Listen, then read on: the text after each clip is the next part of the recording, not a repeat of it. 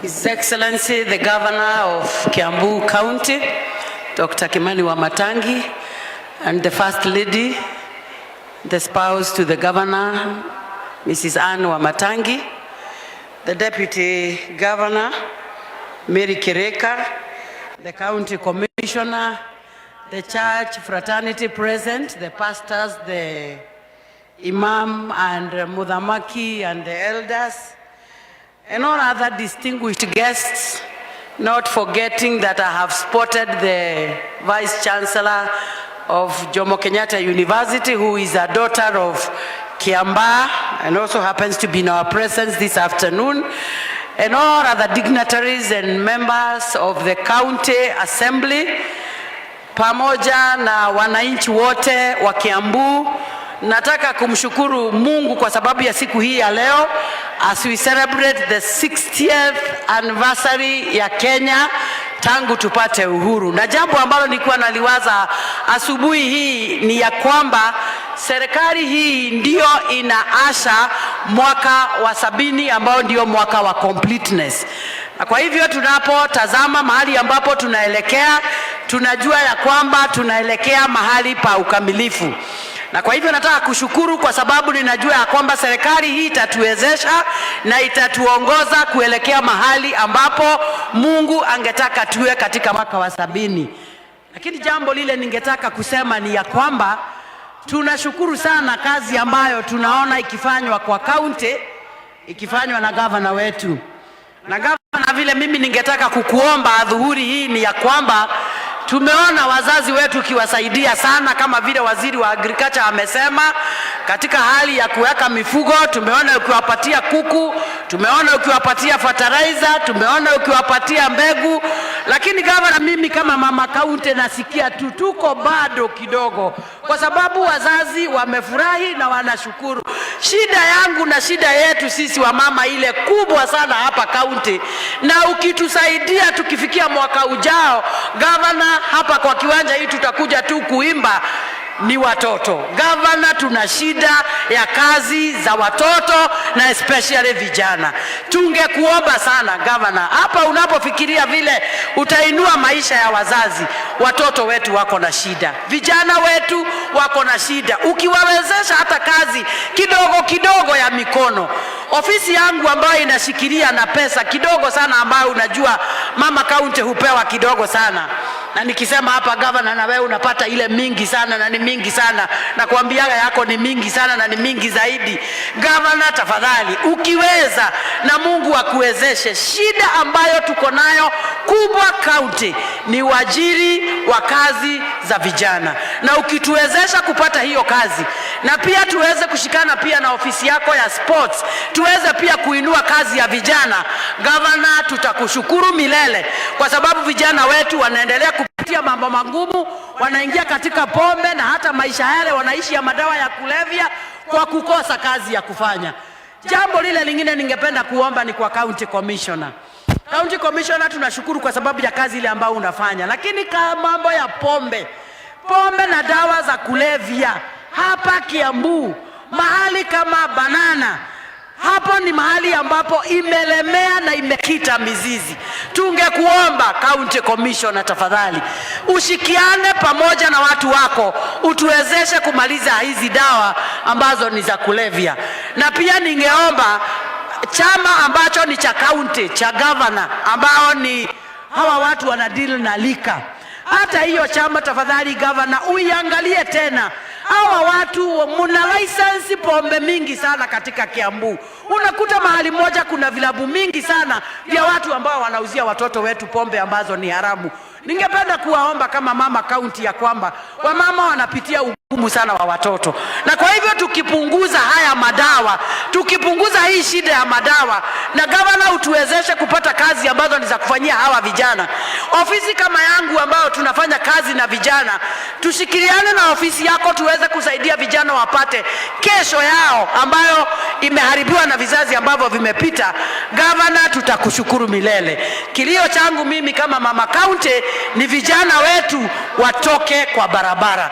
Kusimama vile wanasimama pale kwa barabara Wakati mwingine hata wanajipata kwa shida ni kwa sababu kunafika asubuhi makari gwa Kiamarore naku gavana togo guthaitha ukeanaga indo irio rahe atumia na athuri tocui mbembe na mbegu na mahote kuhanda ida riri ria mbura ni turacokia ngatho muno no gavana nie ningoka gukuinira rwimbo gwaku wabici muthenya uria ngona ati riu wanyita nake na taigana rimwe ndona ni wamaigirira handu mambiriria kuruta wira na muno wambiririe na rugongo rwe haha rwetagwo Nyathuna kuria nake magite kieregiriro metereire ugokari umahe kieregiriro gavana ngigeka uguo nie ndi muini goka wabici yaku nguinire rwimbo no riu ruta wira wa atumia na athuri nie no ngwiroreire njetereire muthenya uria ukarora ciana nie ndio niguo ngakuinira rwimbo gavana na nwitwe ndugu ngakuinira riria gakuona nana ke ngiri imwe ukimenya riu rugamai haha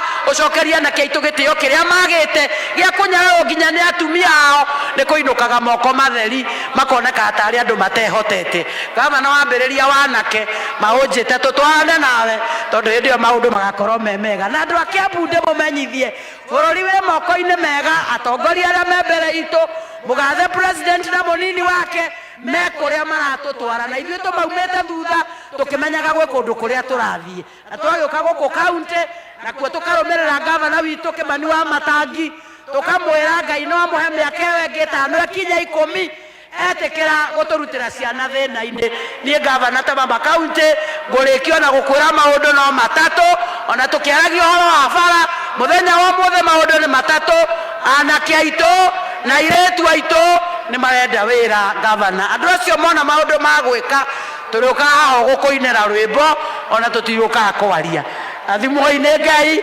Asante sana, Mungu abariki Kiambu and may God bless Kenya. Thank you.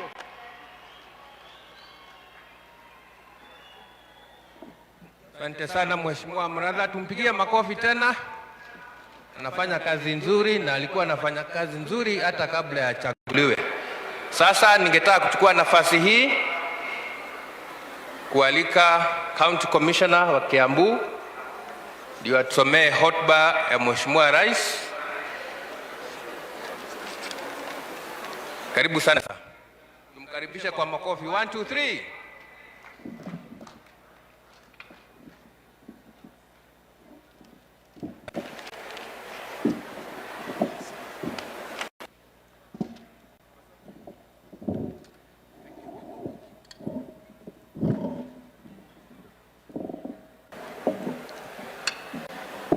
Your Excellency Governor wetu wa Kiambu Dr. Kimani Wamatangi, First Lady wa Kiambu, County Women Rep wetu wa Kiambu Wamuratha, Deputy Governor, our Speaker of the County Assembly, the County Security Committee, waheshimiwa wetu wote wa bunge la county na adhuri haki ama kiama, viongozi wote wale wako hapa kanisa, pamoja na imamu ambaye ametuombea. Mheshimiwa Gavana, yangu ya kwanza kabla sijasoma hotuba ya rais, nataka kuchukua nafasi hii ni kushukuru wewe pamoja na viongozi wote wa kisiasa wale tuko nao hapa, kwa vile tangu tuanze mwaka huu tunaenda kufika mwisho na mmetushikilia mkono kabisa kama County Security Committee. Tunashukuru kwa sababu yale mmetufanyia, hatungeomba mengi kushinda hayo. Tukiangalia upande wa ushirikiano wetu na serikali yako, especially kwa kupigana na pombe haramu, kama vile Mheshimiwa Wamuratha amesema, wewe mwenyewe tunajua umechukua hatua kubwa kushia mikutano ya zile kamati ambazo ni za county rika. Umetuita pamoja tukiwa County Security Committees, Sub County Security Committees, Ward Administrators na hizo kamati, na kupitia juhudi hiyo tumeweza kupunguza ile mabaa na liquor outlets kwa kiwango kikubwa sana. So tunashukuru viongozi wetu wote ukiwaongoza na wengine wote wa kisiasa. Nafikiria kabla sijaendelea, utanipa ruhusa ni introduce kamati ya usalama ya county, wasimame tu mahali wako.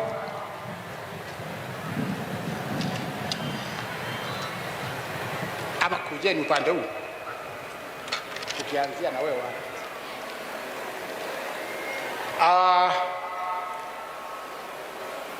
I think mtaangalia upande huu.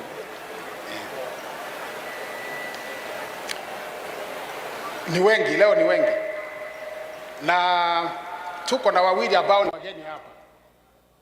I think hawajamaliza miezi miwili. Wa kwanza ni County Police Commander Bwana Michael Mushiri, amekuja, alikuwa upande wa Siaya, sasa tuko naye hapa Kiambu. Asante sana. Wa pili anaitwa Morning, Mr. Morning ama Morning. Ukishindwa kusema Morning sema Mr. Morning. Hata yeye amekuja the same day na County Police Commander, ametoka Tana River, amekuja hapa. Asante sana, salute. Watatu ni mkubwa ambaye anasimamia jela zetu zote za Kiambu, anaitwa Karani. Huyu ni mwenyeji hapa. Asante sana. Waine anaitwa Arab Kipto. Huyu ndiye anasimamia misitu yetu, amepewa target ya 12 million miti milioni 12 kupanda in the next 5 years. Asante sana. Mwingine anaitwa Mr. Okoth. Huyu ndio kachero mkuu ama CCIO wa Kiambu County. Karibu sana. Jero ndio secretary wa kamati yetu ya usalama, amekaa hapa. Alafu huyu juzi amekuwa kwa news. Rafiki yetu anasimamia KWS na mheshimiwa gavana kabla hajaketi, anaitwa Kisenya. Amefanya kazi kubwa sana upande wa Juja. Kumekuwa na outcry kubwa sana kuhusu wanyama wa pori, fisi.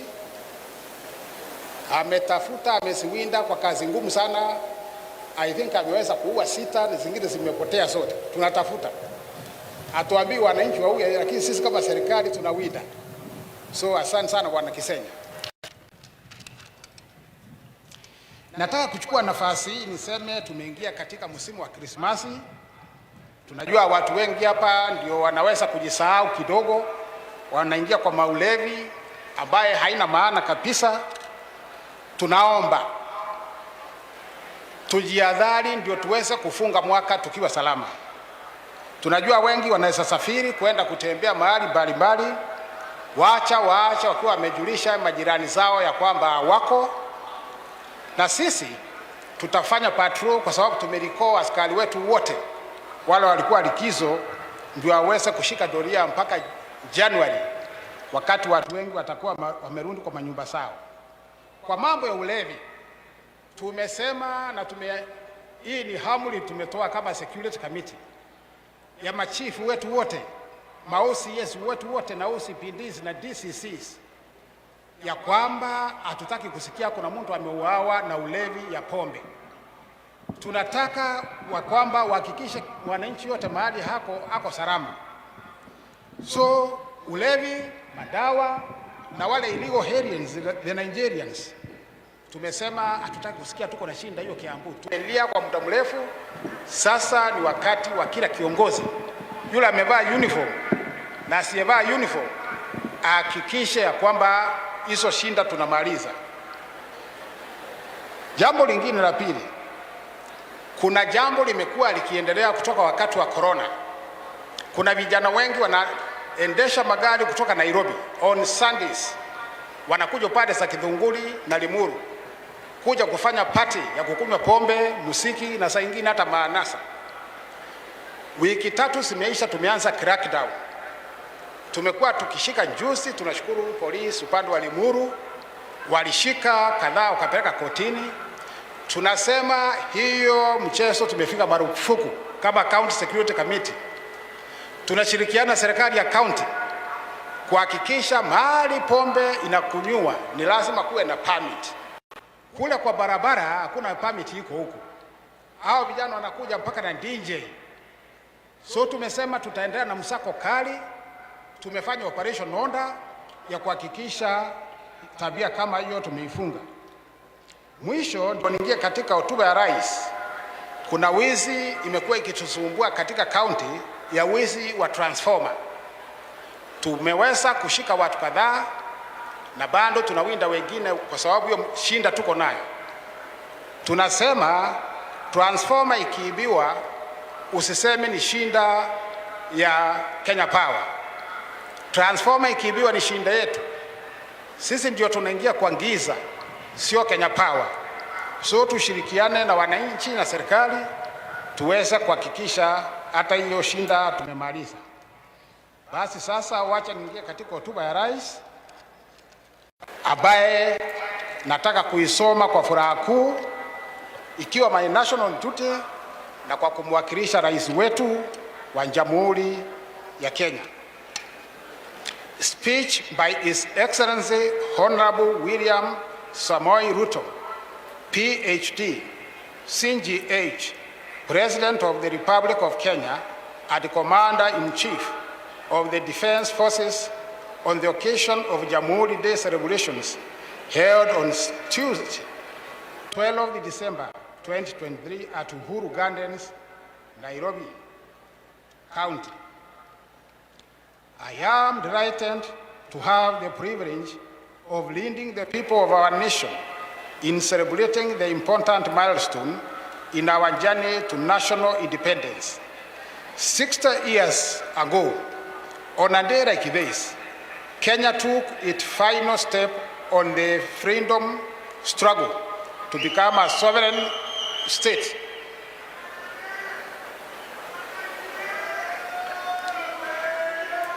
It is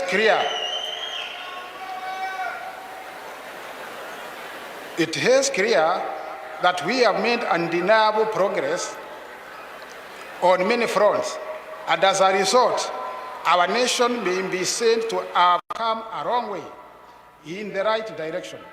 Before that, the first Jamhuri Day, Kenya's sovereignty was exercised by an unelected foreign and colonial power for the benefit of the occupying minority. We have since matured from a single party state to a competitive multi-party democracy and a devolved system of governance with the robust checks and balances under the Constitution, ratified by the people of Kenya in 2010. Along with the maturity of our democracy, Kenya's institutions of governance have evolved significantly.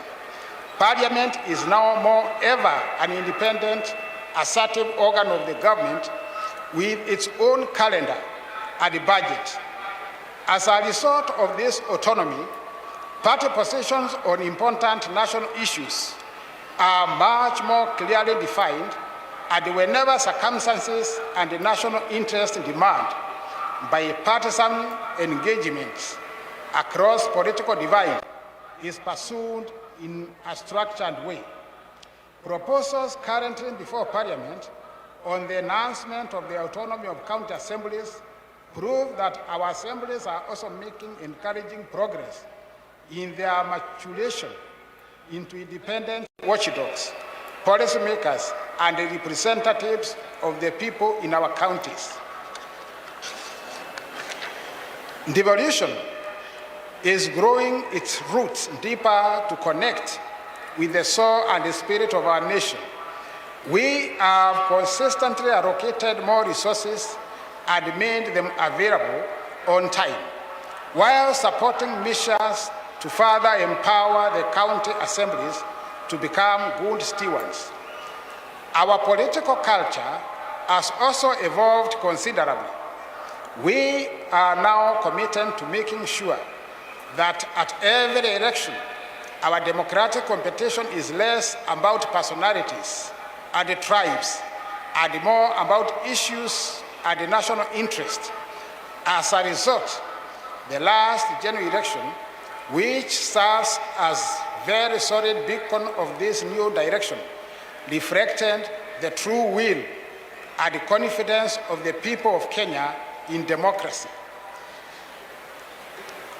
Without the rule of law, our democracy falls short of serving us as people. The judiciary which is our nation's foremost anchor of the rule of law, continues to grow in its capacity to authoritatively discharge its constitutional mandate and make justice a right of every citizen, to provide effective and efficient services to the people. We have enhanced resources available to the judiciary, promoting respect for its independence and submitting to its authority in order to deepen our credentials as a nation guided by the rule of law. Today, there is much to celebrate about the strides we have made for 6 decades. The democratic credentials of our political culture are solid, and our institutional maturity is beyond doubt. 60 years ago, we certainly were far from where we are today. The progress we have made is undeniable. Our peers at that time, nations like South Korea, Singapore, and Malaysia, have similarly made immense progress in the democratic and institutional maturity. They have, however, made much more economic progress than us, and as a consequence, they are much more advanced today than we are. The point at which we stand today is the culmination of the collective endeavor of our nation's founding generations and those came after them. The vision which inspired their struggle and sacrifice was one of the united, free, democratic, and economically prosperous nation. They fought for true sovereignty, which envisaged a political democracy and economic prosperity. Our forefathers made huge sacrifices to win for Kenya the freedom we celebrate today.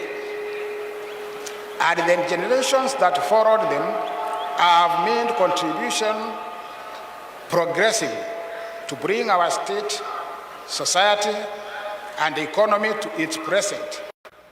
We gather today to express our gratitude, celebrate their legacy, and contemplate our contribution to accelerate future progress.